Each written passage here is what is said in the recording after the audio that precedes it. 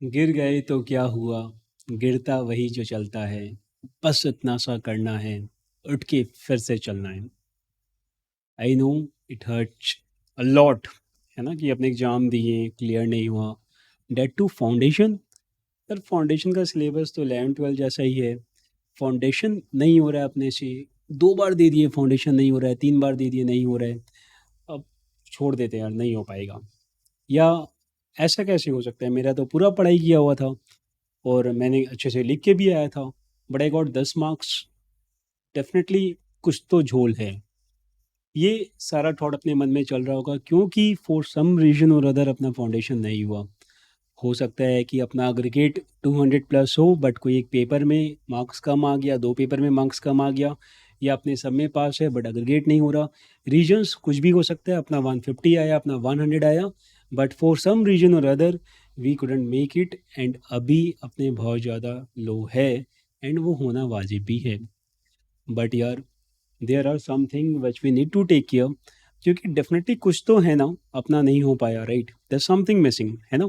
उसको आइडेंटिफाई करना, उसको फिक्स करना बहुत ज़रूरी है। सो अभी अपने जो भी बात करने जा रहे हैं उसको ध्यान से सुनना, राइट, टेक योर टाइम, एक एक पॉइंट को समझना, उसको इम्प्लीमेंट करना, definitely you will see the change. देखो ये सारा पॉइंट्स है जिस पे विल टॉक। सबसे पहला जो पॉइंट होता है ना, वो होता है कि अपना जो भी रिजल्ट है उसको एक्सेप्ट करना। अगर अपने चीज़ों को एक्सेप्ट नहीं करते हैं तो अपने कभी भी फाइट नहीं कर पाएंगे, और हमेशा अपने एक जोन में रहेंगे जहां अपने अपने आप को क्लियर करते रहेंगे कि हाँ I am good, I am good, I am good, and कभी भी अपने एक्चुअल चीज़ को एड्रेस नहीं कर पाएंगे। मेरा लास्ट 2 दिन से काफ़ी लोगों से बात हो रहा है। मेरे पास वैसे लोग भी हैं जो कि बहुत ज़्यादा क्लोज थे, नहीं हो पाया।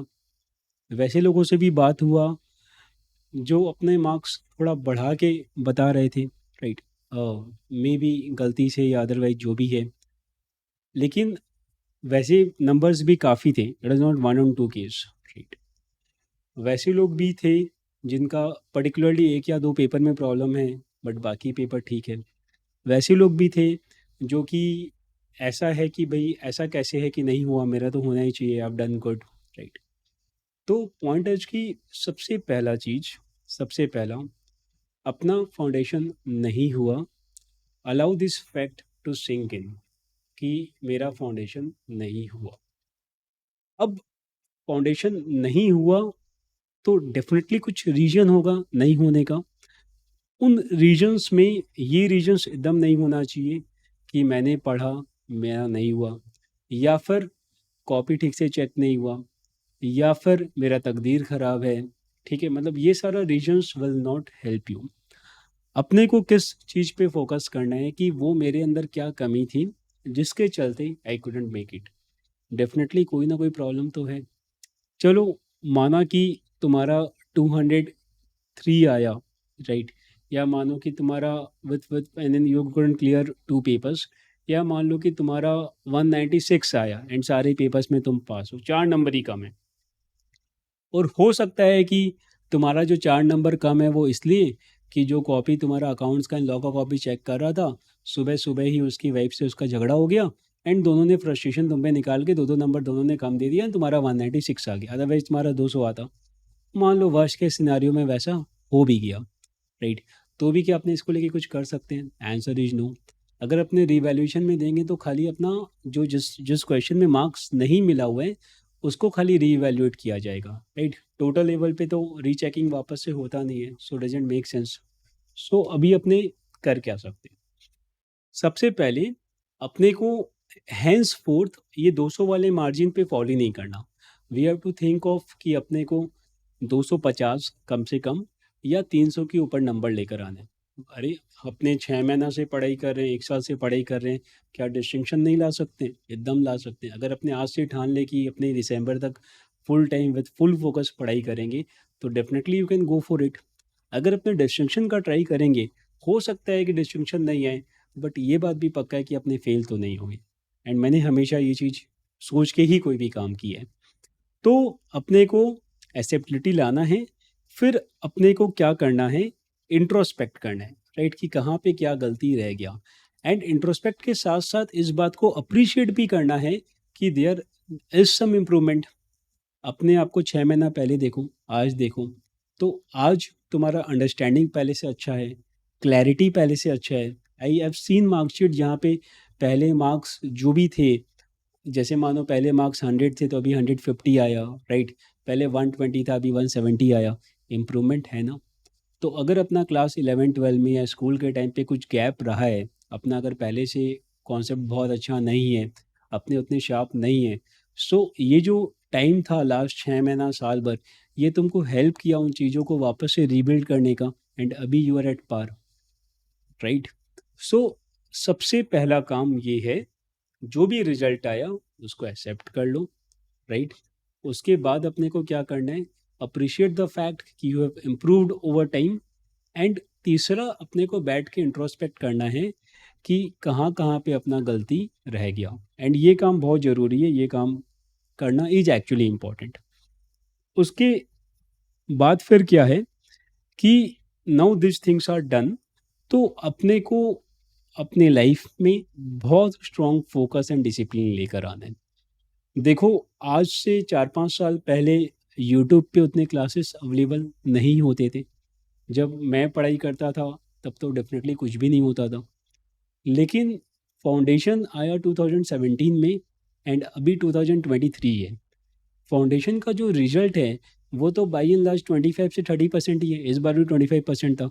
मतलब कि जो सारे क्लासेस यूट्यूब पे हो रहे हैं, इतने सारे revisions, marathons, last time revisions, इन सब के चलते भी अपना रिजल्ट में ओवरऑल इंडिया लेवल पे बात करें तो इम्प्रूवमेंट नहीं है, इट इज सेम 25%। क्यों?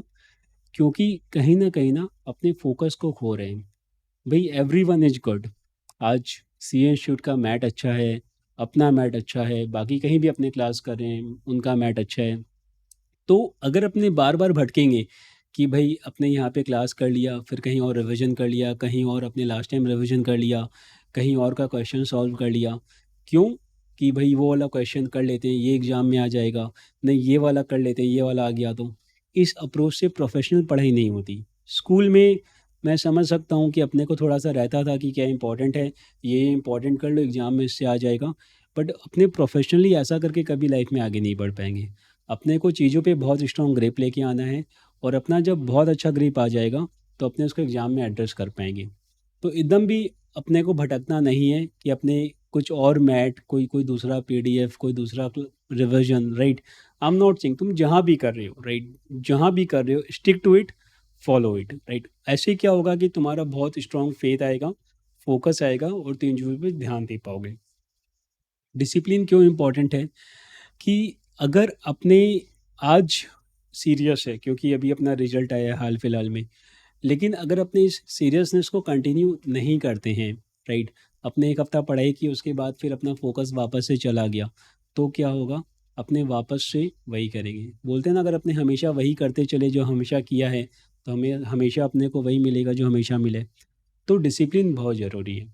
डिसिप्लिन में अपने को ये इंश्योर करना है कुछ बेसिक चीज़ें, कि अपने कभी भी पढ़ने बैठ रहे हैं तो मेक श्योर कि अपने भले ही आधा घंटा पढ़ें, लेकिन वो आधा घंटा कोई डिस्ट्रैक्शन नहीं हो। आधा घंटा के बाद उठ के तुमको जो करना है करूँ, राइट।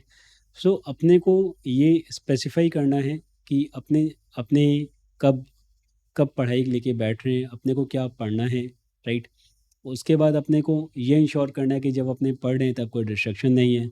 अपने को ये इंश्योर करना है कि बाई एंड लार्ज अपना सोने उठने का टाइम फिक्स होना चाहिए। आई एम नॉट सेइंग कि रात को 10 बजे सो या रात को 2 बजे, लेकिन मैं ये बोल रहा हूँ कि बहुत ज़्यादा वेरिएंस उसमें मत लाओ, उसको एक लेवल पे फ्रीज करो।